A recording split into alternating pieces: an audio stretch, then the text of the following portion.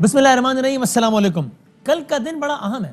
वज़ीर आज़म पाकिस्तान इमरान खान साहब ने कल 3 इजलास बुला लिए हैं। काबीना का इजलास बुलाया गया है। काबीना का इजलास तो हर हफ्ते होता है, जो कि अच्छी बात है, लेकिन मंगल के रोज़ होता है। कल क्यों बुलाया है, इसकी खास वजह है। कल पार्लिमानी पार्टी का यानी कि पीटीआई के जितने भी पार्लियामेंटेरियंस हैं उनसे भी बात करेंगे प्राइम मिनिस्टर पाकिस्तान इमरान खान साहब, और सेंट्रल एग्जीक्यूटिव कमेटी का भी, या उसको जो भी वो कहते हैं पीटीआई वाले, उनकी जो कमेटी है उसका भी इजलास बुला लिया। वजह क्या है? वजह यह है कि कल मिनी बजट पेश किया जाना है। तो आप बजट की टर्म से तो वाकिफ़ हैं, पेश खिदमत है। मिनी बजट भी जो कि हर साल तो नहीं आता, कभी कभी आता है, और इस हुकूमत ने भी लाने का फैसला किया है, जिसके नतीजे में तकरीबन 300 अरब रुपए का इजाफी कलेक्शन होगी गवर्नमेंट को। ज़ाहिर है गवर्नमेंट कलेक्ट करेगी, किससे करेगी? मुझसे करेगी, आपसे करेगी, लोगों से करेगी। तो कई जो टैक्सेस हैं जिनमें छूट दी गई है वो ख़त्म कर दी जाएगी, और बहुत सारी और चीज़ होंगी। इसकी वजह क्या है? ये मिनी बजट क्यों आ रहा है भाई? मिनी बजट इसलिए आ रहा है कि कल है 30 दिसंबर, तो 12 जनवरी को भी हमने फिर आईएमएफ से एक सिलसिला करना है, और फिर आईएमएफ तो कहता है कि भाई आपको ये चाहिए तो पहले आप ये कर लीजिए, तो उसके बाद ही कोई सिलसिला हो सकता है। तो इस वजह से कल मिनी बजट पाकिस्तान की काबीना में कल पेश किया जाएगा, उसके बाद आगे पार्लियामेंट में पेश किया जाएगा, पार्लियामेंट में मंजूर होगा और फिर आगे चलेगा। इस पर बहुत सारे सवालात हैं मासूमाना। क्या हुकूमत आराम से पास करा लेगी या नहीं मिनी बजट पार्लियामेंट से?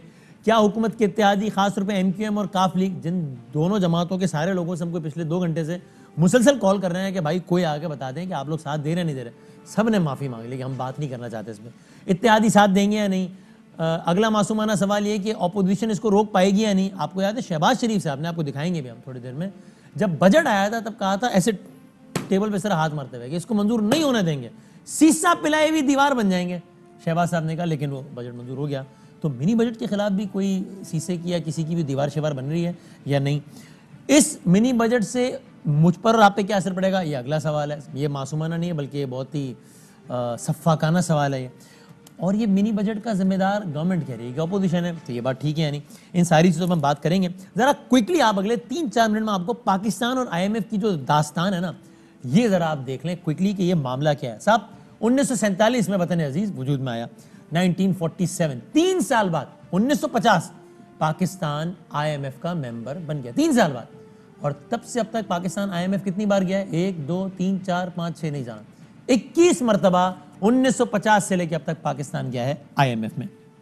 अब जरा हम फास्ट फॉरवर्ड करते हैं और इस हुकूमत में आ जाते हैं। तकरीबन आप समझ लें कि अगस्त 2018 में हुकूमत आई थी, तो उसके तकरीबन आप समझ लें 8-10 माह के बाद मई 2019 में IMF और पाकिस्तान के नुमाइंदों के दरमियान मुज़ाकरात हुए, मुआहिदा तय पा गया। मुआहिदे के तहत IMF ने पाकिस्तान को कितने पैसे देने हैं? $6 बिलियन।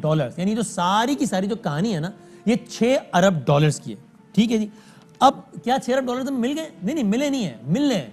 किस्तों में देगा IMF, और जब भी देगा उससे पहले कुछ लेगा, और वो हम पेश करेंगे, यानी कि उनकी जो शराइत वगैरह है वो। तो पहली हमें किस्त कब मिली है? जुलाई 2019 में ही हमें IMF से पहली किस्त मिली, $1 बिलियन। 5-6 महीने बाद दिसंबर 2019 में हमें दूसरी किस्त मिली। ये पहली किस्त से कम थी, ये थी तकरीबन 45 करोड़ 40 लाख डॉलर्स। ये गुजर गया 2019, फिर आ गया 2020, फिर आ गया कोरोना। तो अप्रैल 2020 के दौरान कोरोना वबा की वजह से IMF ने अपना कर्ज प्रोग्राम मुअत्तल कर दिया। कोरोना से खाली फ्लाइटें बंद नहीं हुई, IMF का प्रोग्राम भी बंद हो गया, वो सारा कुछ अलग मामला एक हो गया। फिर आगे बढ़ते हैं। इसके 5-6 महीने बाद नवंबर 2020 में IMF से मुअत्तल प्रोग्राम की बहाली के लिए मुज़ाकरात हुए। फिर आ गया 2021, जो साल अभी खत्म हो रहा है। मार्च 2021 में IMF ने पाकिस्तान के लिए तीसरी किस्त की मंजूरी दे दी। पहली थी तकरीबन $1 अरब, दूसरी थी तकरीबन $45 करोड़, तीसरी कितनी थी? $50 करोड़ की। तो पाकिस्तान को अब तक, अगर आगे बढ़ सकें, पाकिस्तान को अब तक इस प्रोग्राम के तहत 3 किस्तों में तकरीबन $2 बिलियन मिले हैं। $6 बिलियन का मामला है, अब तक 3 किस्तों में $2 बिलियन मिले। अब आ जाए बिल्कुल हालिया तारीख में, अभी नवंबर की बात है। नवंबर 2021 में वज़ीर आज़म के मुशीर बराए ख़जाना शौकत तरीन साहब ने बताया, जो कि अभी हाल ही में इलेक्शन भी जीत गए, सेनेटर बन गए, हुकूमत के IMF के साथ $6 अरब के तौसीफ़ फंड की बहाली के मामला तय हो गए हैं। उसके कुछ दिनों बाद शौकत तरीन साहब ने बताया कि मुआहिदे के तहत पाकिस्तान को अब जो पैसे मिलेंगे वो कितने मिलेंगे? तकरीबन $1 अरब और 5 करोड़ रुपए, $1 अरब 5 करोड़ डॉलर्स मिलेंगे अब। और इस मुआहिदे के तहत हमने इक़दाम क्या करने होंगे? पेट्रोलियम लेवी बढ़ेगी, बताया जाता है कि हर महीने बढ़ेगी, 4 महीने के $4 के आसपास। स्टेट बैंक के कवानीन में तरमीम होगी, वो क्या होगी उसकी अलग पूरी दास्तान है। कोविड पर ऑडिटर जनरल की रिपोर्ट पेश करनी होगी। यानी आप देखें कितना खालिसतन एक इंटरनल मामला बज़ाहिर लगता है कि कोविड में ऑडिटर की रिपोर्ट नहीं, लेकिन वो IMF को भी जाएगी। वो आप सुनते हैं ना कि IMF फिर अंदरूनी मामला में किस तरह घुसता है, तो आप देखिए इसकी मिसाल।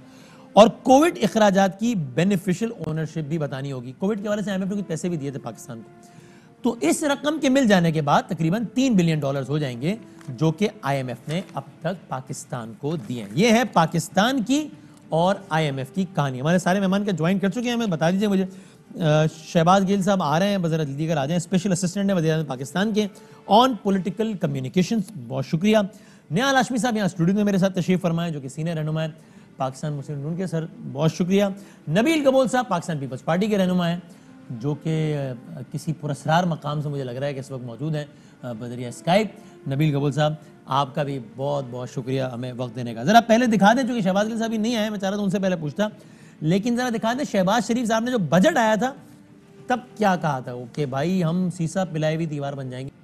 तो निहाल साहब, बजट पे तनकीद करना आपका हक है, लेकिन जो काम इंसान ना कर सकता वो तो नहीं कहना चाहिए। ये आपने, उन्होंने ऐसे टेबल बात मारते रहेगा पास नहीं होने देंगे, तो पास हो गया ना, बिस्मिल्लाहिर्रहमानिर्रहीम। जब गैर जमहूरी फोर्सेस पार्लिमानी अफेयर्स में मुदाखलत करती हैं तो ना सिर्फ बजट पास होता है, बल्कि सेनेट का चेयरमैन भी अकेला आदमी जीत जाता है। सेनेट के चेयरमैन का जो इलेक्शन होता है उसमें उसके बाद जब वोट ऑफ नो कॉन्फिडेंस आता है उसमें भी वो जीत जाता है। फोर्सेस बजट पास करवा लेती हैं, लेकिन PTI को बल्दियाती उसकी वजह जितवा नहीं सकती। उसकी वजह मौलाना साहब जीत जाते हैं। उसकी वजह ये है कि बजट के बाद सारे जमहूरी और गैर जमहूरी सबके फंड एलोकेट होते हैं, सबको अपने मरात लेने होते हैं, तो इसलिए हर किसी का स्टेक होल्ड पे होता है, मां सिवाय पाकिस्तान के अवाम का। पाकिस्तान की अवाम की कोई परवाह नहीं कर रहा होता है। तो शहबाज साहब जब बयान दे रहे थे तब उनको लग रहा था कि कुछ फोर्सेस मुदाखलत नहीं करेंगी, इसलिए वो मंजूर नहीं कर फोर्सेस की मुदाखलत, फिर अचानक मुदाखलत होगी। देखिए, हम ये समझते हैं बहैसियत पॉलिटिकल वर्कर और रिप्रेजेंटेटिव ऑफ द पब्लिक कि हमें अवाम की जो हुकूक है, जो उनके हक है, उसके लिए वकालत करना चाहिए, उसके लिए लड़ना चाहिए। तो हम अपनी कोशिशें जारी रखते हैं और हम समझते हैं कि हर एक मेंबर जो पार्लियामेंट में बैठा है उसका ये काम होता है कि वो अवाम के तहफ़्फ़ुज़ के लिए वहां पे गया, अवाम के वोट। लेकिन मंजूर हो जाएगा ना मिनी बजट, क्या लगता है? देखिए, बजट मंजूर, अब ये तो सबसे ज्यादा आप पूछे इत्तेहादियों पे, इस शहर में इत्तेहादी मिल नहीं रहे। हाँ, 2 घंटे से रब्ता कर रहे हैं काफ लीग के लोगों से, एमक्यूएम के लोगों से, कह रहे हैं भाई हमने नहीं बात की। आपने जो वादे किए थे, वईद किए थे, आपने जो कमिटमेंट किया था, इस शहर सबसे ज्यादा सफर कर रहा है, तो आप इन हालात में भी फिर आपको आना इस कौम के साथ, तो 30 सालों में तो आपने कुछ नहीं दिया। मिले तो पूछे ना, अभी तो फिर उनकी सबसे ज्यादा मंजूर हो जाएगा ना।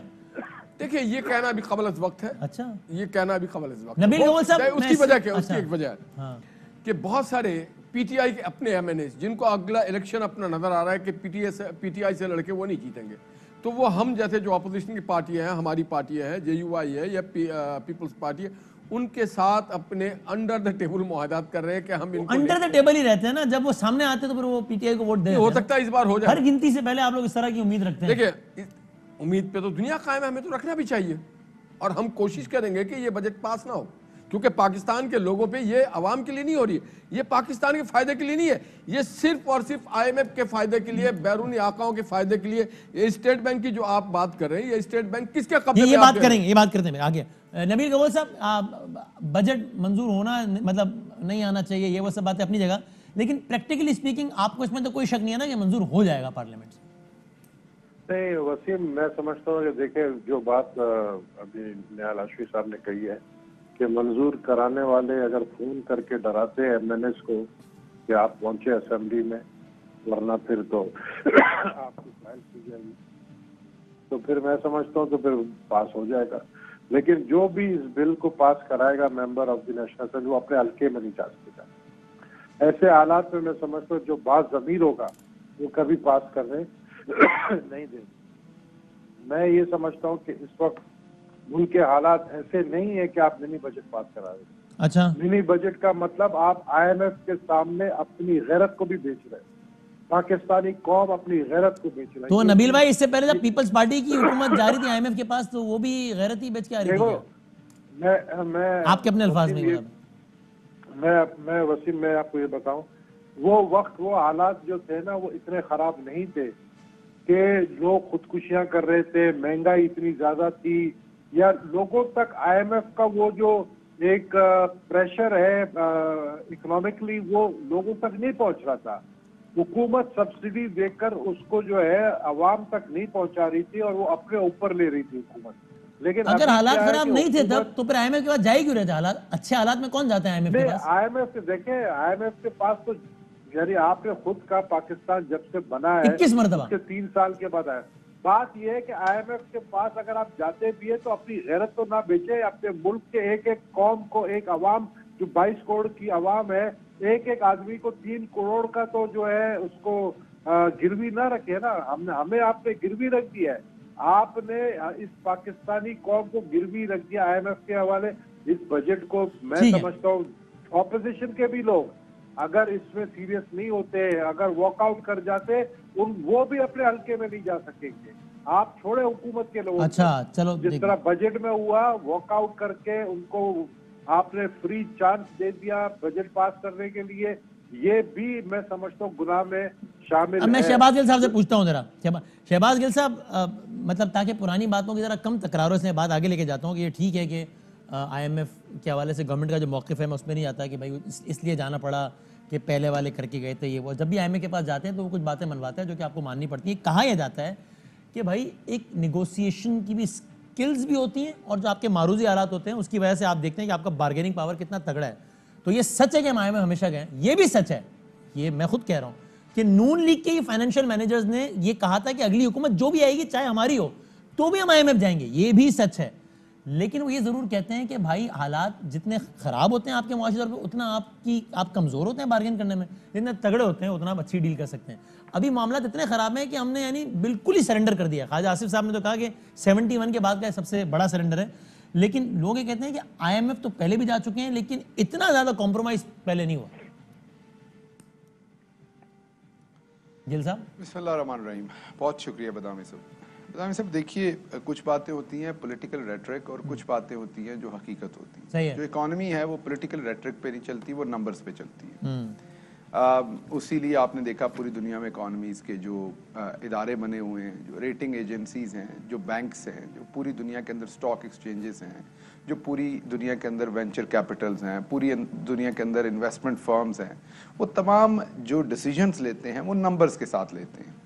अब आप कह रहे हैं कि इस टाइम पाकिस्तान की हालत बहुत कमज़ोर है और अगर पाकिस्तान मजबूत हालत में जाता तो बहुत अच्छा होता। अभी अपोजिशन का ये अटैक है। अच्छा, अब आपने मुझे बताना है, मैंने कुछ नंबर्स आपसे पूछने हैं, वो आपने मुझे बताने हैं और फिर आप मुझे बताएंगे कि कब पाकिस्तान कमज़ोर है, मैं उस हिसाब से अगली डिबेट करूँगा। अच्छा। पाकिस्तान जिसका करंट अकाउंट डेफिसिट 20 अरब डॉलर हो, कि उसने 20 अरब डॉलर बाहर ज़्यादा देने हों आने की निस्बत जो डॉलर आ रहे हैं, पाकिस्तान तब ज़्यादा वीक होगा या पाकिस्तान जब उसका करंट अकाउंट डेफिसिट जो है वो 1, 2, 3, 4 या 5 अरब डॉलर होगा तब होगा? ये पहला सवाल है। दूसरा सवाल ये है कि आपने ये बताना है कि पाकिस्तान के फॉरेन रिजर्व्स जब टोटल बैंक में पड़े हुए 7.25 अरब डॉलर हों, सिर्फ हमारे पास हमारी इंपोर्ट उस टाइम 60 अरब की थी, जिसका मतलब है कि हम हर महीने 5 से 6 अरब की इंपोर्ट करते थे, जिसका मतलब है कि मुल्क चलाने के लिए सिर्फ 1 महीने से के तकरीबन पैसे थे, उससे ज़्यादा पैसा हमारे पास नहीं पड़ा हुआ था। अपने कर्ज़ों पे हम डिफ़ॉल्ट कर रहे थे, हम अपनी किस्तें नहीं दे पा रहे थे। स्टेट बैंक का रिकॉर्ड उठा के देख लीजिए, स्टेट बैंक जवाब दे चुका था, कई हम रीशेड्यूल करवा रहे थे क्योंकि देने को पैसे नहीं थे। 7.25 अरब के ऊपर पाकिस्तान वीक होगा या पाकिस्तान वीक होगा जब आपके पास 22 अरब के फॉरेन जो है वो रिजर्व्स पड़े हुए हैं। अच्छा, शायद ये भी दो चीजें। अच्छा, अब ये लंबी बात हो जाएगी, आपने 2 पॉइंट बता दिए, लेकिन अगर हम इतने ही तगड़े हैं तो फिर हमने आईएमएफ की इतनी सारी बातों को मानना क्यों पड़ गया हमें कि 12 जनवरी को उनके पास जाना है, हम काबीना बुला रहे हैं, पार्लियामेंट बुला रहे हैं कि जल्दी मंजूर कराओ यार। देखें बदामी साहब, बात ये है कि पहले मुझे बात खत्म कर लेने दें क्योंकि हाँ, आपने लेकिन सर वो थोड़ा सा जाहिर है ताकि टाइम की डिस्ट्रीब्यूशन भी करनी है ना, तो वो बहुत आपने भी स्टार्ट ही इस तरह लिया है कि तो पाकिस्तान ने अब सुन लीजिए मैं बताता हूँ। पाकिस्तान जब मुशर्रफ साहब इनको देके गए, क्योंकि इकोनॉमी की बात हो रही है ना इस टाइम, पाकिस्तान मुशर्रफ साहब इनको देके गए तो ये 5 अरब सालाना के इन्होंने कर्जे देने थे जब नून लीग को पाकिस्तान मिला। जो बहुत अच्छी इकोनॉमी छोड़ के गए थे, मैं उनकी बात आपको बता रहा हूं कि वो 20 अरब डॉलर का करंट अकाउंट छोड़ के गए थे, 7 अरब के फॉरेन रिजर्व्स छोड़ के गए थे, और पाकिस्तान जब मुशर्रफ साहब के बाद तो पीपल्स पार्टी की गवर्नमेंट नहीं आ गई 5 अरब डॉलर वापस देने थे। नहीं, वो पीपल्स पार्टी को 2.5 अरब 3 अरब छोड़ के गए थे ना। मैं उससे फास्ट फॉरवर्ड आगे चला गया, फिर आपने कहना लंबी बात होगी। हाँ, मैं तो बताने को तैयार हूँ आपको एक एक गवर्नमेंट, फिर आपके टाइम की सीटी बच जाती है ना। तो वैसे आपकी माशाल्लाह आपकी स्पीड बहुत तेज है। जब दूसरा बात करता है तो आप फौरन कहते हैं कि मुशर्रफ के बाद पीपल्स पार्टी नहीं आ गई थी, वो मुझे पता है, लेकिन आपके टाइम की कमी की वजह से मैं क्विक हो रहा हूँ कि मुशर्रफ साहब 2.5 अरब छोड़ के गए थे साल का, 2.25 अरब, और 5 अरब देना था जब पीपल्स पार्टी ने नून लीग को गवर्नमेंट दी। जब इन्होंने हमें गवर्नमेंट दी पहले दिन, तो हमने 11 अरब डॉलर हर साल का कर्जा देना था। अब मुझे बताइए जो 6 अरब डॉलर इजाफी साल का है, ये हमने कहां से लाना था? अच्छा, अब जरा मुझे भी फिर 2-3 बातें बता दें मेरे यार, से निकाले सिरिंज लगा के। अच्छा, एक सेकंड रुक जाइएगा इधर जरा, रुक जाइए ना पहले सवाल का। नहीं लेकिन सर मैं थोड़ा सा जवाब लगा के मैं बाकी मेहमानों से बात करनी है ना, मैंने तो थोड़ा सा या और कर्जे डालें बाहर से ताकि मुल्क की मईशत बैठ जाए। जी सही है। अच्छा, एक तो शहबाज गिल साहब, ये इकोनॉमी को इकोनॉमी और पॉलिटिक्स को ना बिल्कुल अलग अलग रखना चाहिए, ये बात सही है, लेकिन ये हालिया तारीख में जब आप अपोजिशन में थे तब इकोनॉमी को कभी भी पीटीआई ने एक फाइनेंशियल फिनोमेना के तौर पर डिस्क्राइब ही नहीं किया। आपने हमेशा इसको पॉलिटिकल फिनोमेना डिस्क्राइब किया। आपने बताया कि भाई पाकिस्तानियों महंगाई उस वक्त होती है जब वज़ीर आज़म चोर होता है, कर्जे ज्यादा उस वक्त होते हैं जब राइवेंट बन रहा होता है, हम आज भी कहते हैं डॉलर तगड़ा उस वक्त होता है जब इसहाकडार पैसे बनाता है। ये तो आपने इकोनॉमी को पॉलिटिकल रेटमेंट दिया था ना। नहीं। और फिर मईशत के आपने कुछ सवालात किए, तो फिर ये भी बताएं कि जीडीपी जब 5.5% के आसपास हो तब मईशत तगड़ी होती है या उससे कम हो तब होती है? इन्फ्लेशन जब अंडर 10% हो तब मईशत अच्छी होती है या उससे ज्यादा हो तब होती है? बहुत अच्छा सवाल किया। तो बहुत सारे और एंगल्स में ना हम अपनी मर्जी का पिक एंड चूज तो नहीं करते ना। डॉलर 170 प्लस हो तब अच्छा होता है या उससे कम हो तब अच्छा होता है? मैं आपको कोई एक फिगर भी अपनी मर्जी का नहीं लूंगा। अब आपने ये सारे फिगर्स लिए, इन्हीं पे रुक जाइए, मैं आपको इन्हीं का जवाब देता हूं। आपने बड़ी अच्छी बात की। आपकी मईशत 7% पे हो या 10% पे हो, लेकिन वो सस्टेनेबल ना हो, आप अल्ले तलल्ले प्रोजेक्ट्स के ऊपर पैसे लगाएं। जीडीपी ग्रोथ तो इसी से आएगी ना कि आपके यहाँ डेवलपमेंट कितनी हो रही है।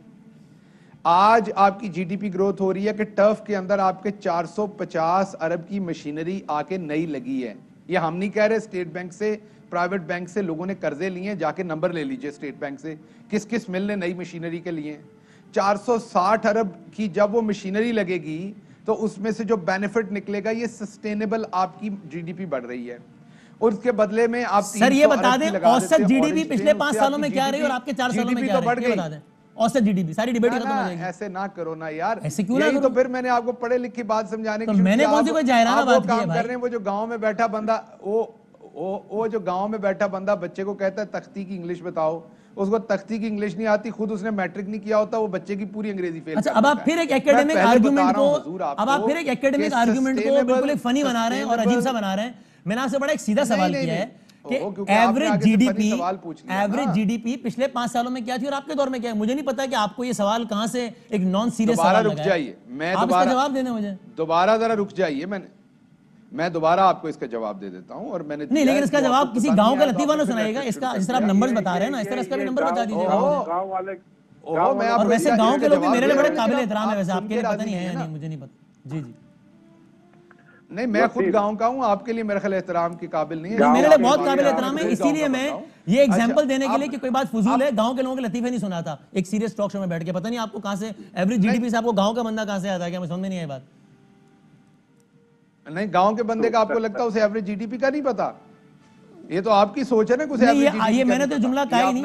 आपने ये साबित करने के लिए, आपने ये साबित करने के लिए कि ये बात अजीब सी है, गांव के बंदे का लतीफा सुना दिया, ये अजीब सी बात है। रखा करें ना बदामी साहब अपनी ईगो और स्पीड थोड़ी कम रखा करें मेरी जान। सर आप ईगो पर लेक्चर ना दें, आप इकोनॉमी के फिगर्स बता रहे थे, मुझे वही बता दें एवरेज जीडीपी क्या थी पिछले 5 सालों में। पहली बात तो मैं आपके प्रोग्राम में लेक्चर देने नहीं आया, क्योंकि यूनिवर्सिटी नहीं है। मैं भी ये प्रोग्राम है जिसमें आपने 3 बंदे बिठाए और आपने सवाल पूछने हैं, और आपका काम ये होना चाहिए, आपको मुझे लेक्चर नहीं देना चाहिए। आपका काम भी सवाल का जवाब देना होना चाहिए, और जवाब आप अपनी मर्जी का दें। लेकिन अगर मुझे आपका ये दिल ना नहीं बताएं है, कि ये आपको गांव के जवाब बंदे की पसंद तरह का नहीं है, तो सवाल मत है या पूछें। कैसा सवाल है या अजीब सा ओहो, सवाल तो आपको जवाब नहीं है तो आपको मुझे बोलने देना, मैंने जैसे बोलना है। इस प्रोग्राम ये में मेरी आवाम पे छोड़े, शुरू जज हुए करें मुझे। 18 मिनट हो गए, सबसे ज्यादा आप आपको अगर बोले हैं, दोनों मेहमानों से सस्टेनेबल ज्यादा आप इकोनॉमी बोले हैं। का अगर आपको बड़ा शौक है, ये आपका शौक है ना बदामी साहब, कि आपने सस्टेनेबल जीडीपी को कंपेयर करना है एक अनसस्टेनेबल जीडीपी के साथ, तो मैं फर्क तो आपको बताऊंगा। उसी फर्क को मैं वाजे करने के लिए मैंने बेवकूफी आपसे को पूछा, जो point कि out मुझे तो नहीं पता करूंगा। कि आप क्यों अभी तक नहीं आपको बता रहे बुरी कि लग रही है एवरेज तो मेरा जीडीपी कसूर तो नहीं पिछले है। 5 सालों में क्या थी रबी, क्या मैं जवाब दे रहा हूं आपको, बता दें। मैं आपको जवाब दे रहा हूं एवरेज जीडीपी का, मैं आपको जवाब दे रहा हूं, लेकिन आपको सुनने में या तो तेज मिर्च का खाना खा के आए आपने, फिर मुझे कहना मैं मजाइया बात कर रहा हूं, या ब्लड प्रेशर आपकी हर एंकर से लड़ाई हो जाती है, आज आपको। मेरी हर मेहमान से लड़ाई नहीं होती, तो लोगों को पता है कौन क्या खा के आता है, आप जवाब उसके बाद आप जी जी जी बताइए। आज आप फिर सवाल सुन के बड़ी तेजी से ना इधर से उधर निकलते हैं। मैं 5 ही मरतबा पूछ रहा हूं एवरेज जीडीपी का सवाल, मैंने मैं आपको खामोश हूं, आप पहले जवाब कहा दें। कि सबसे पहले आप मुझे 10 दफा भी पूछेंगे, मैंने जवाब वो देना जो मैंने देना, आपके प्रेशर में जवाब नहीं देना मैंने। पहली बात तो यह है कि आप आवाम को बताएं जीडीपी क्या होती है, जो आम शहरी बैठा उसको पता लगे कि जीडीपी क्या होती है। अभी आप कह रहे थे गांव के बंदे को पता है जीडीपी क्या होती है, अभी आप कह रहे हैं आवाम को पता है जीडीपी क्या होती है। ओहो, गांव के बंदे को भी जीडीपी का पता होता है, लेकिन मुझे आपने क्यों कह रहे हैं मुझसे कि मैं आवाम को average बताऊं कि numbers जीडीपी क्या मुझे होती है? करने देना आप। मुझे बताने देना, मुझे लगता है मुझे बता के बात करनी चाहिए। अगर आपको इसकी कोई बहुत ज्यादा प्रॉब्लम हो रही है तो मुझे बता दें। प्रॉब्लम है इसलिए या कि मैंने इससे सारे आपका मेहमानों में argument टाइम झूठा हो डिवाइड रहा है करना तो मुझे है, तब बता दें। इसलिए आप या तो कहें यार बदामी साहब मैं तो सवाल आप जवाब देना मुझे नहीं बता चाहता, दीजिए आपकी आपका मर्जी है, टाइम मैं आगे कितना बढ़ है। जाऊंगा, लेकिन आप तो मेरे से उस टाइम पे उलझ रहे हैं, आप तो मेरे गिरेबान को पकड़ रहे हैं उस टाइम का, आप मुझे जवाब तो देने नहीं दे रहे। जी, आप तो आप दूसरे गेस्ट से बात कर ले, मेरे से बात ही ना करें। मैं अभी जरा एक मुझे मिनट तो खामोश समझ रह नहीं के आई देखता हूं कि यहाँ पे आपने जवाब मुझे दे रहे हैं प्रोग्राम नहीं में दे रहे। जी बुलाया क्यों बताइए है? जी बताइए और जवाब भाई दीजिए। अगर आपने, मैं तो जवाब देना चाहता दीजिए। हूं, लेकिन आप उस वक्त से उलझ रहे हैं जी, दीजिए। क्योंकि आप एक टारगेट पे हैं कि आपने उलझना है, मुझे लोगों जवाब ने नहीं देख देना। लिया है कि तो आप अपना एक टारगेट सीधे पूरा साधे कीजिए, मैं सवाल आपसे को लड़ तो नहीं सकता। एक लतीफों से अब मैं तशबीहात किसने आपके दिए, प्रोग्राम फ्रॉम पे वेयर आया स्टार्टेड हूं, पीपल मैं नो। तो आपको ये बता आप रहा जवाब हूं दे दें, मैं उस टाइम खामोश का। बैठा हूं, बता दें जी। बदामी साहब मैं आपको ये बता रहा हूं कि एक होता एक घर है, उसके अंदर एक बंदा जो है वो कहता है मेरे घर के अंदर 5 लाख का काम हो रहा है, मैंने 5 लाख का बिजनेस किया अपने घर में। भाई आपने क्या किया? मैंने 5 लाख का कर्जा लिया, मैंने अपने घर में बड़ी एलसीडी लगाई, मैंने अपने घर में बहुत बड़ा फ्रिज लगाया, मैंने बहुत बड़ा एयर कंडीशनर लगाया।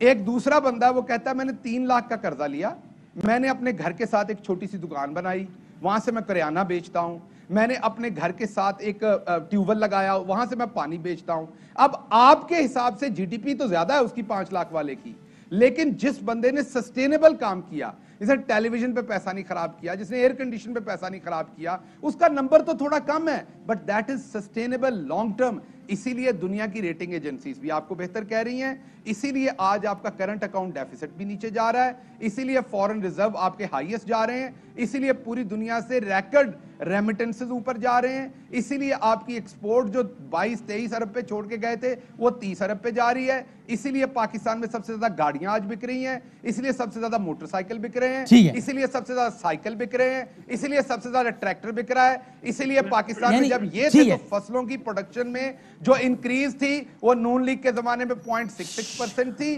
पीपल्स पार्टी के जमाने में 1.1% थी, पाकिस्तान तहरीक इंसाफ के जमाने में वो 2.5 से ऊपर है, जबकि आपकी पॉपुलेशन 2.2% से ऊपर जा रही। सुने ना, आप सुने ना, सुनते जाए ना, आप बीच में जब अगला बंदा मैं आपको और नंबर ये उंगली और ये अल्फाज आई will not allow, I will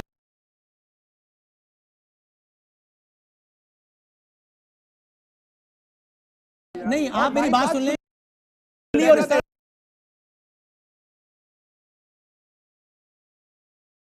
की तस्वीर कर लें, ये उंगली और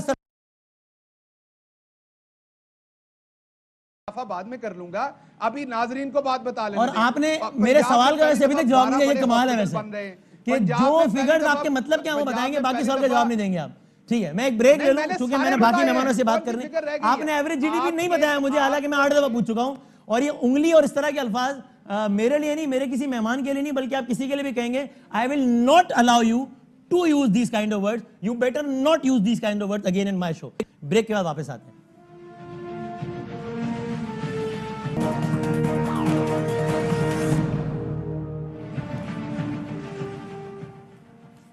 जनाब अली खुश आमदीद कहते हैं आपको प्रोग्राम में एक बार फिर। अच्छा, आगे बढ़ते हुए मैं ज़रा शहबाज गिल साहब, निहाल हाशमी साहब और नबील कबूल साहब हमारे साथ मौजूद हैं। निहाल हाशमी साहब, एक बात बताएं, ये एक बड़ा मासूमाना सवाल है जो आज मिनट में किया है, जो पीटीआई के जो लीडर हैं उन्होंने अभी कौमी सलामती पॉलिसी, और ये इतना अहम मामला है कि ज़ाहिर सियासत से बालातर है, तो इसमें तो सबको साथ होना चाहिए। इसमें नून लीग ने साथ नहीं दिया, और शहजाद वसीम साहब ने कहा कि इसमें नून लीग वाले कहते ही हैं कि भाई वज़ीर आज़म खुद ही नहीं बैठते हैं ऐसे इजलासों में, तो हम क्या बैठे। उन्होंने सवाल ये किया, वो सवाल मेरा आपसे, वो कहते हैं कि भाई वज़ीर आज़म साहब तो अक्सर उन इजलासों में भी नहीं आए जिनमें अफवाज की आला क़यादत आती है पार्लियामान में, और वैसे भी वहाँ तो आप सारे भागे भागे पहुँच जाते। तो अगर ये मामला वज़ीर आज़म की एब्सेंस का है और आप इतनी जमहूरी उसकी बातें करते हैं, तो ये शहजाद वसीम साहब के अल्फाज में कि जहाँ वर्दी वाले होते हैं वहाँ तो भागे भागे पहुँच जाते हैं। सो अगर प्रॉब्लम प्राइम मिनिस्टर की एब्सेंस का है तो फिर उन इजलासों में क्यों चले जाते हैं जहाँ वज़ीर आज़म नहीं होते लेकिन अफवाज के सरबराहान होते हैं। वसीम, ये जो वसीम डॉक्टर साहब हैं वो भी बेचारे एक रही रताई बातें करते हैं, चूँकि उनको आदत है कि वो वर्दी वालों के साथ बहुत कंफर्टेबल होता है। हम सारे वर्दी वालों को सलाम, शख्सियत पे कमेंट ना करें, उनकी बात पे कमेंट करें ना। हम सारे वर्दी वालों बंदे के पीछे पड़ जाते हैं, वो पुलिस की हो या नेवी की हो या किसी हर वर्दी को हम बड़ा सलाम करते हैं। अच्छी बात, और उनकी हमें मदद और ताउन करनी चाहिए, माँ सिवाय उनके जो आइन से मावरा कॉन्स्टिट्यूशनल जो उनकी बाइंडिंग है उससे बाहर जाके जो बात करते हैं उन वर्दी वालों को हम आमिर कहते हैं, आमरीत कहते हैं। वो हम समझते हैं कि पाकिस्तान के लिए गलत चीज है, उन्होंने हलफ लिया हुआ। सवाल में हाँ। सवाल आप उन इजलासों में क्यों गए वहां भी तो खान साहब नहीं थे। ना, हमें ये नहीं मालूम होता। देखिए, पाकिस्तान की सिक्योरिटी का मामला होगा तो पाकिस्तान के हम सबसे बड़े स्टेक होल्डर हैं। हमने इस मुल्क को न्यूक्लियर पावर दिया, नवाज शरीफ ने। अभी सिक्योरिटी पॉलिसी परसों मंजूर हुई है, कोई सिक्योरिटी और उसके लिए आप लोगों को बुलाया गया था, आप लोग नहीं गए। हम नेशनल एक्शन प्लान, और अभी आप कह रहे हैं सिक्योरिटी मामले में आप सुन लेना, नेशनल एक्शन प्लान के बाद कोई सिक्योरिटी पॉलिसी की जरूरत नहीं थी। जो नवाज शरीफ साहब ने नेशनल एक्शन प्लान दिया था उस पर ही अगर अमल पैरा हो जाते तो आज आपको जो यूरोपियन यूनियन या IMF या जो वो एक और इदारा है, क्या नाम है उसका, जो आप पे पाबंदी लगाई हुई है, उसने उस पर आपको जाने की जरूरत नहीं थी। ये तो FATF, ये तो इमरान खान की नाहिली। लेकिन निहाल साहब, सिक्योरिटी ऐसी सूरत हाल है ना, अफगानिस्तान का अभी मामला अभी हुआ है, तो हर चीज को एक रिविजिट तो करना होता है। जिस नेशनल पॉलिसी की आप बात कर रहे हैं आप, वो दाखिली उमूर पे ज्यादा फोकस थी। अभी एक हमें मालूम है कि इमरान खान एक यू टर्न आदमी है, निहायत नाअहल है। मैं तो समझता हूँ कि बेहतर होता IMF में जाने से बेहतर होता कि गैरतमंद लोग जेल भी चले जाते हैं, कुर्बानी या खुदकशी कर लेते। इन्होंने खुदकशी नहीं की। देखिए, अब देखिए, आप मेरे सवाल जवाब नहीं दे रहे। आप सवाल का मैं पूछ रहा हूं कि आप लोग अक्सर सवाल दोहरा रहे हैं कि जहां के हुर्मत की बात होगी, पाकिस्तान की सिक्योरिटी की बात होगी, पाकिस्तान के लोगों की जान और माल की बात होगी, हम वहां सवाल ये नहीं है। सवाल ये आप अक्सर इजलासों में इसलिए नहीं गए कि इमरान खान ही नहीं आता, हम क्यों आए। तो इमरान खान तो वहां भी नहीं है जहां अफवाज की सरबराह भी जवाब भागे भागे चले। ये हो नहीं सकता है कि पाकिस्तान की सलामती की बात हो और मोहम्मद नवाज शरीफ और उसकी पार्टी उसमें खड़ी ना हो। हम इस सलामती के लिए हमने बड़ी कुर्बानियां दी हैं। हमने इस मुल्क को न्यूक्लियर पावर दिया, हमने इस मुल्क को न्यूक्लियर बम दिया, हमने इस न्यूक्लियर मिसाइल दिया, इस फौज और हमारे जो इदारे उनको हमने मजबूत और मुस्तहकम किया। तो हमसे ज्यादा कोई नहीं। हम वो नहीं है जिन्होंने कश्मीर को बेच दिया मोदी के आगे, हम वो नहीं है जो ढेर हो गए जाकर के ट्रंप के आगे, और हम वो लोग नहीं है जिसको तर्जुमान भी ना मिला तो कोई दुकानदार को लाके बैठा दे। किसी नहीं, नो पर्सनल अटैक्स नहीं करें, नो पर्सनल अटैक्स। नबील कबूल साहब, ये इस मिनी बजट वाले मामले पे ये नून लीग और पीपल्स पार्टी है बिल्कुल एक पेज पर है, क्योंकि रिसेंटली आप लोग पेज पर है, बिल्कुल एक पेज पर है। पार्लियामेंट में हम एक पेज पर है, और पार्लियामेंट में आप देखेंगे कि देखें बजट तो पास हो गया, किसी तरह इन्होंने कर लिया, लेकिन मुझे पूरा यकीन है कि मिनी बजट पास नहीं करा सकते। क्यों? मैंने आपको पहले कहा कि मिनी बजट पास कौन करवाएगा? एलाइज है उनके, एलाइज खुद कह रहे हैं कि भाई हम आपके इस काम में साथ नहीं देंगे, जहां पर हम IMF के कहने पर आपका ये मिनी बजट पास करवाएं, और हम आवाम में नहीं जा सकते। ये बात चौधरी परवेज अलाई कह चुका है, ये बात MQM कह चुकी है, और मैंने कहा आपको कि देखिए, अगर इनको अवाम में, ये तो PTI वाले तो जा नहीं सकते, इनको खुद पता है, इन्होंने अपना अशर KPK में देख लिया। लेकिन नबील कबूल साहब, इससे पहले भी बहुत मरतबा एलाइज अपने तहफ़्फ़ुज़ात का इज़हार कर चुके हैं, लेकिन उन तहफ़्फ़ुज़ात के साथ भी वो गवर्नमेंट को वोट देते आए हैं। यानी आप इतना बड़ा दावा कैसे कर सकते हैं? ये तो अगले 48 घंटों में गलत साबित हो जाएगा कि पार्लियामान से मिनी बजट मंजूर नहीं करा सकेगी। मैंने कहा ना, इतना बड़ा दावा। अगर तो देखे ना, सबसे पहले तो वसीम आपको पता है कि एम्पायर बदल चुका है ना। एम्पायर इस वक्त इस मैच में एम्पायर पहले वाला नहीं है। चलो ठीक है, अब यही रुक जाए। इसका मतलब अगर अब बजट मंजूर हो गया फिर तो आप मानेंगे ना कि न्यूट्रल मैच हुआ है, मैच फिक्सिंग नहीं हुई, फिर तो आप मान लेंगे ना? बिल्कुल बिल्कुल बिल्कुल, मैं समझता हूँ कि मैं बिल्कुल 100% समझता हूँ कि अभी एम्पायर न्यूट्रल हो चुका है। सही है। और अभी तो अब अगर बजट मंजूर हो इलेक्शन गया भी तो आप होगा, मानेंगे ना कि कोई असरअंदाज किसी ने प्रेशर नहीं डाला, सही है ना? अभी इलेक्शन भी होगा तो मैं पूरा यकीन है कि ये जो इलेक्शन होगा, जनरल इलेक्शन होगा, ये फेयर एंड फ्री होगा। वो तो जब ये होगा मुझे तब होगा, पूरा लेकिन यकीन कल परसों जब भी पार्लियामेंट से बजट मंजूर होगा तब आप मानेंगे ना कि हर रुकन ने बगैर किसी प्रेशर के वोट दिया है। है। बिल्कुल मैं मानूंगा, इसलिए मानूंगा कि एम्पायर न्यूट्रल हो चुका है। ओके, बिल्कुल मानूंगा। तब लेकिन ये मेंबर अपने हल्के में नहीं जा वो सकते कि अगर ये इन्होंने अब मैं जरा बिल पास क्योंकि किया। मुआविन खुसूसी है तो आई होप कि शहबाज साहब अगर हमें बता पाए। शहबाज साहब, वैसे ये प्लान क्या है गवर्नमेंट का? इसको कल कैबिनेट में तो पेश कर रहे हैं, पार्लियामेंट में कल ही टेबल हो रहा है, परसों हो रहा है, इसका क्या है? कोई any, can you give us any idea? जी, अभी मैं एक्सपेक्ट करूंगा कि आप मुझे जैसे 2-2 मिनट दोनों दोस्तों को मिले हैं, मुझे चलें 1 ही 2 मिनट की स्लॉट मिलेगी और अनइंटरप्टेड मिलेगी। और सवाल जो मुश्किल आपने पूछना है वो पूछ लीजिए। और पिछले प्रोग्राम में मैं उसका आपको दोनों जवाब दूंगा। मेहमानों अगर से सवाल डबल अभी टाइम अधूरा मिला है, ये भी तो फैक्ट दोबारा है। और अब आप पूछ बताएं। जी जी, जवाब दें। जी जी बताएं। नहीं, वो तो आप और मैं उलझे हैं ना, तो सारा प्रोग्राम ही गुजर जाना था उलझने में। नहीं, मैं अभी कोई मुश्किल सवाल है तो वो आप पूछ लीजिए, मैं एक ही गो में जवाब दूंगा, सवाल ऐड कर लें जो करना है। आपने पिछले वाले का जवाब नहीं दिया, मैं अगले पे आ गया हूं। अब इसका जवाब दे दें खाली कि क्या है सिलसिला पार्लियामेंट में पेश करने के हवाले से। अब आपने क्योंकि पिछले का मेरे से जवाब मांगा, मैं पहले पिछले का जवाब दूंगा। नहीं, आप नहीं और दे फिर रहे आप सर। अगला नहीं, सवाल। शहबाज गिल, नहीं, मैं शहबाज पिछले गिल का साहब, जवाब ये दे रहा था। शहबाज गिल साहब, बसाद एहतराम, मैं पिछले आपने अभी फरमाया सर, मेरे भाई आपने अभी फरमाया, फिर आपने डिबेट शुरू की मैं है। आपको ये ये प्रोग्राम बता रिकॉर्ड रहा था होगा, कि यूट्यूब पे जाएगा तो देख GDP लेंगे जो किसने होती लिया। है। अच्छा, मैं देख लूंगा। अच्छा, एक मिनट, आप एक मिनट। आपने अच्छा, अभी कहा शहबाज तो गिल मैं साहब, बसाद एक एहतराम ये अच्छा, बता फिर रहा आप हूं। पिछले का भी जवाब दे दीजिएगा। उससे पहले खाली मेरी एक अर्ज सुन लें, फिर आप पिछले का भी जवाब दे दीजिएगा और आपको 2 मिनट गिन के मैं अनइंटरप्टेड दे दूंगा with finger on my lips, ठीक है? मैं खाली गुजारिश ही है कि ये एक सवाल ना कि एवरेज जीडीपी उनकी कितनी थी और इतनी कितनी थी, इनकी कितनी थी, यानी आपकी कितनी और उनकी, मुझे नहीं मालूम कि आपने इसके क्यों अखज़ कर लिया। यानी ये तो मैं इस डिबेट में तो अभी गया ही नहीं था कि क्या जीडीपी की ही बुनियाद पर इकोनॉमी की क्वालिटी को जांचा जाना चाहिए या नहीं, वो एक अलग बहस है पूरी। मैं तो, आप बहुत सारे नंबर्स गिनवा रहे थे तो मैंने कहा लगे आप तो ये नंबर ही बता दें। आप ये कह सकते थे कि भाई इनकी इतनी थी, हमारी इतनी थी, लेकिन जीडीपी का मतलब ये नहीं होता कि इकोनॉमी अच्छी है। और मैं तो इस बहस में गया ही नहीं हूं अभी। मैंने आपसे सिर्फ एक नंबर पूछा, आपने उसमें मुझे गांव के लतीफे से लेके हर बात बता दी, उंगली तक का इस्तेमाल कर लिया कुछ खास मानों में, लेकिन वो नहीं बता। हालांकि मैंने सिर्फ नंबर पूछा था। तो अब आप बता दीजिए, मैं अगले 2 मिनट तक खामोश हूं, आप दोनों बातों का जवाब दे दीजिए। बहुत शुक्रिया आपका कि आपने ये बात पूछी। अब मैं बताता हूँ। देखिए, पहली बात तो ये कि मैं अपना सवाल आपके सामने अपना तमाम डाटा और अपना केस रख रहा था और उसमें जीडीपी का भी जवाब दे रहा था। मैं बता रहा था सस्टेनेबल जीडीपी क्या है और अनसस्टेनेबल जीडीपी क्या है। उसके दरमियान में मेरी बात को काट के ये पूछना कि जीडीपी क्या नंबर था, वो मेरे ख्याल में नामुनासिब बात थी। मेरी बात को काटना और मेरा जो एक बना हुआ है तरीका कि मैं अपना जवाब दे रहा हूं उसको काटना। आप और मैं बहुत दफा प्रोग्राम करते हैं, आपको मेरी आदत का पता है कि मैं आपको इंटरप्ट नहीं करता, किसी और गेस्ट को इंटरप्ट नहीं करता। मुझे कोई इंटरप्ट करे तो मुझे वो बुरा लगता है, गलत लगता है। मुझे लगता है मेरी बात को इंटरप्ट करके नाजरीन तक जो बात पहुंचनी चाहिए उसको इंटरप्ट करके गलत तरीके से उसके मीनिंग्स चेंज करने की कोशिश की जाती है। मुझे ये बुरा लगा था कि जब दूसरे लोगों को आप बात करने दे रहे हैं तो मुझे बात करने दें। अब मैंने सादा बात आपको पहले भी जवाब दी कि बिल्कुल इनका नंबर 5 सालों का 4% था, आपको पता है। और वो जो 4%, 4.5% के करीब था, 4-4.25% इनकी एवरेज।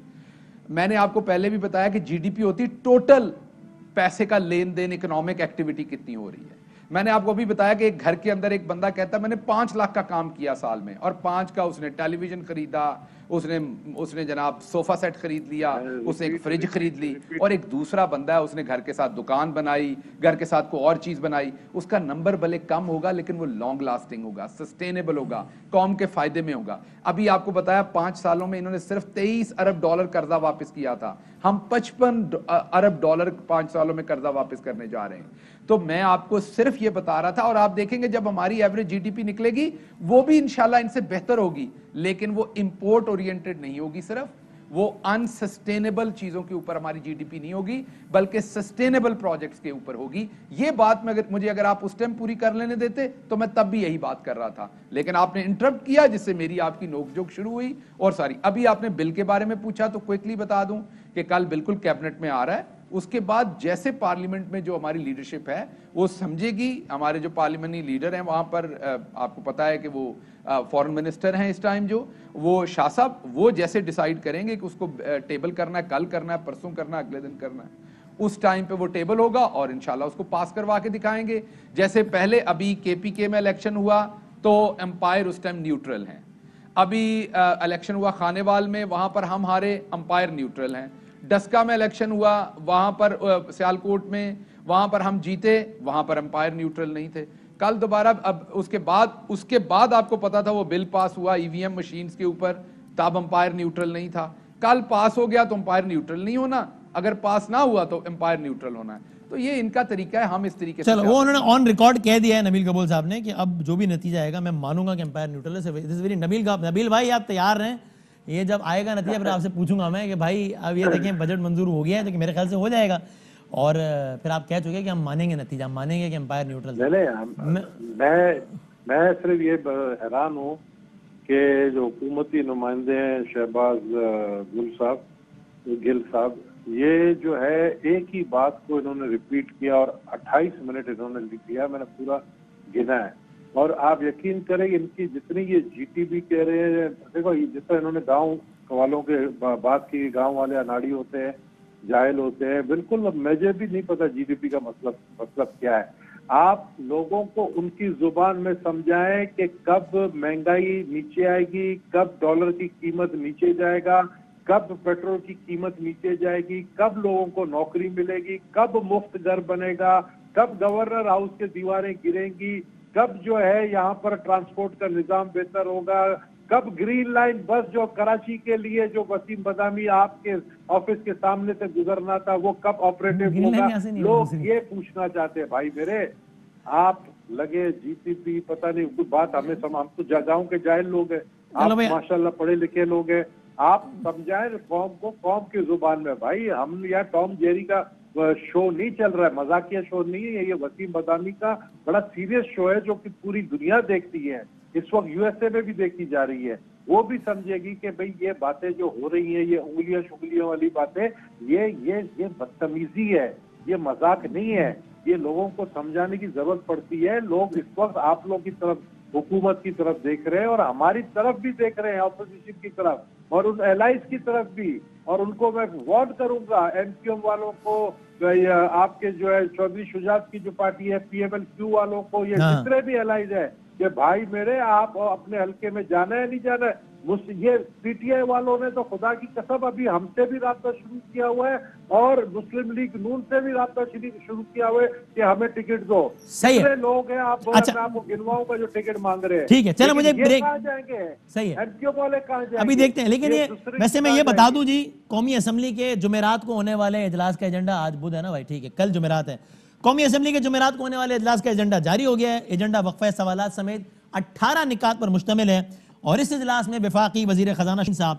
फाइनेंस सप्लीमेंट्री बिल 2021 पेश करेंगे। तो मिनी बजट आ नहीं रहा, मेरी समझे आ गया कल के इजलास में, यानी कल पहले कैबिनेट के खुसूसी इजलास में, फिर पार्लियामेंट के इजलास में कल पेश हो जाएगा, इसका कभी इम्कान। अभी ये मुझे जो टीम ने जो न्यूज़ फॉरवर्ड की है उसके हिसाब से तो यही है। ब्रेक के बाद जरा कंक्लूड करते हैं डिस्कशन।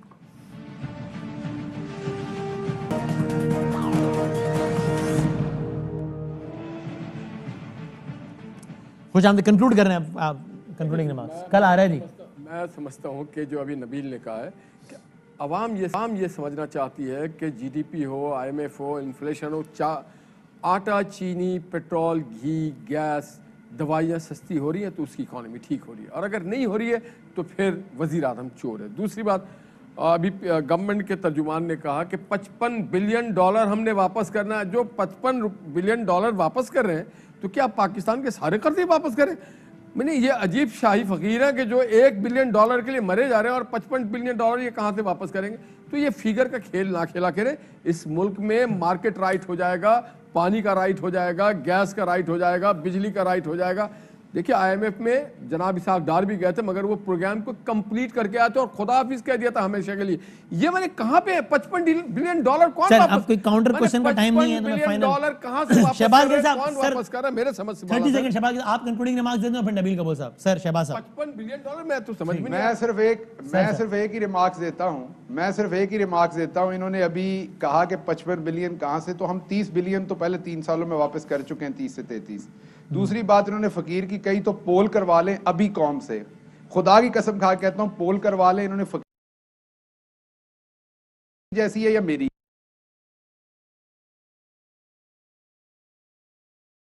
तभी आप अमेरिका से यहाँ भीख मांगने के लिए शक्ल पे कमेंट क्या अगर कर ना रहे हैं? होती तो आप अमेरिका से ना आए होते भाई, जहाँ पे आप साहब। दुकान खोलने आए होते अपनी फकीरी की। आप कंप्लीटली डिसएग्री करें, लेकिन शक्ल पे क्या नहीं, आपकी फकर आप किसी से ही पूछ लें। नबील कबूल साहब, फाइनल पानी कमेंट। पिलाएं इनको। ना ये बातें कर रहे हैं ना अरे फकीर बातें की, आप कर तो रहे हैं, आप जरा सर्वे करा ले कि फकीर कौन भाई, है। जो मांगने फकीर है वो भी आगे काबिल पाकिस्तान। एहतराम ये है, तो आपकी सर्टिफाइड शक्ल आपकी अल्लाह पूरी ताला पार्टी ATM फकीर है, इनकी आपका ATM प्राइम है। मिनिस्टर फकीर है, इनके आपकी ATM पूरी है। पार्टी शक्ल सबकी अल्लाह ताला ने बनाई है, और पूरी पार्टी फकीर है। फकीर सबसे कोई बड़ा गाली नहीं फकीर है। इमरान खान है। लिख के दिया, आप लोग मांगने के अलावा कुछ इन्होंने किया आपने सुप्रीम जिंदगी कोर्ट में लिख के दिया आपने मांगने के कि अलावा कतरी कुछ हमारे किया, प्राइम मिनिस्टर ने कतरी हमारे ATM है। आपने नहीं, आपने कभी मांगने के अलावा नबील कुछ भाई, किया? 10 सेकंड रह गए, आप बोलना कह तो रहे बोल दो यार, इधर से खुदा का फंड- वास्ता है। आपने सऊदी अरब से भी भीख मांग ली, आपने कभी किसी को छोड़ा है? आप आप देखिए, घर से चाबी भीख आ मांग गई रहे ना हैं। इन्हें। भीख आप मांग इन्हें बोलने आपकी दे अकेले हुकूमत ही। का नाम होना चाहिए था फकीरी हुकूमत। वाह। फकीरी मरहम तो हमने सुना था, अब ये नबील फकीरी साहब, मैं हुकूमत आपकी है। मुस्कुराहट पे इक्तिफा करता हूँ। कल फाइनेंस बिल पेश हो रहा वो है, जो फकीर जिंदगी सेहत रही तो कल मिलेंगे, तब तक के लिए अल्लाह हाफिज। अहम तरीन खबरें अब एक क्लिक की दूरी पर, आपके पसंदीदा टॉक शोज हों या अहम मुल्की या गैर मुल्की शख्सियात की न्यूज कॉन्फ्रेंसेस, हर लम्हा बाखबर रहने के लिए सब्सक्राइब करें हमारा YouTube चैनल। मौसम की सूरत हाल हो या खेल के मैदान से खबरें, अपने मोबाइल फोन से मुल्की और बैनुल-अक़वामी अहम खबरों तक रसाई के लिए डाउनलोड कीजिए मोबाइल ऐप। बावसूख ज़राए से मुसद्दिका खबरों, तज्ज़ियों और तबसरों से मुस्तफ़ीद होने के लिए विजिट कीजिए पाकिस्तान की सबसे बड़ी न्यूज वेबसाइट www.arynews.tv। इन सब के अलावा पाकिस्तान का सबसे बड़ा फेसबुक पेज हो, सबसे बड़ा न्यूज इंस्टाग्राम अकाउंट या फिर ट्विटर, ARY न्यूज पहुंचा रहा है खबरें सबसे पहले आप तक, ताकि आप रहें हर लम्हा बाखबर।